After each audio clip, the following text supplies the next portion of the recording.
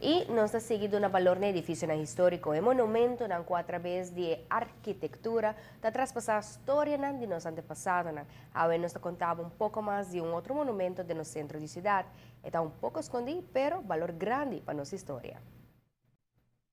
Bom, menina, outra edição de nosso monumento na Espírito Unido nos passado e nos presente. Agora nós vai contar de outro monumento com valor histórico para nosso país. Esse documento aqui está apresentado para a Aruba Investment Bank, é banco com compromisso com a Aruba, seu futuro. Hopites nang kutakore pasa de no centro de cidade sem realizar o valor histórico com algum edifício tem. Onde não Maria Convent, que aunque awe quizás em nota de seu estado optimal, tem um valor monumental grande para nos capital. Na anya 1920 é juster ng Dominicanas, que tawa tabiba riba nos isla a moda for de CBDV pa edifício aqui chama Maria Convent, na patras de Misa San Francisco na playa.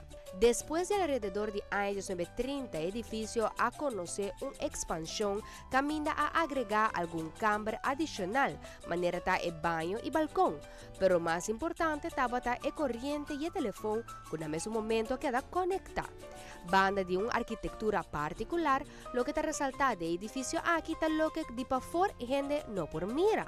Nossa papia aqui de baki ng grande de agua que tao dating propósito de regenbak, papor tao dating agua de reserva, pemucha nang kutawa ta na skol ding vecindario.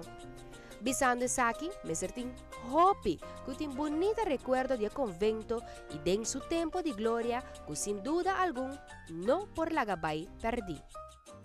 Esse documento aqui está que queda apresentado para a Aruba Investment Bank, é banco com compromisso com a Aruba, seu futuro.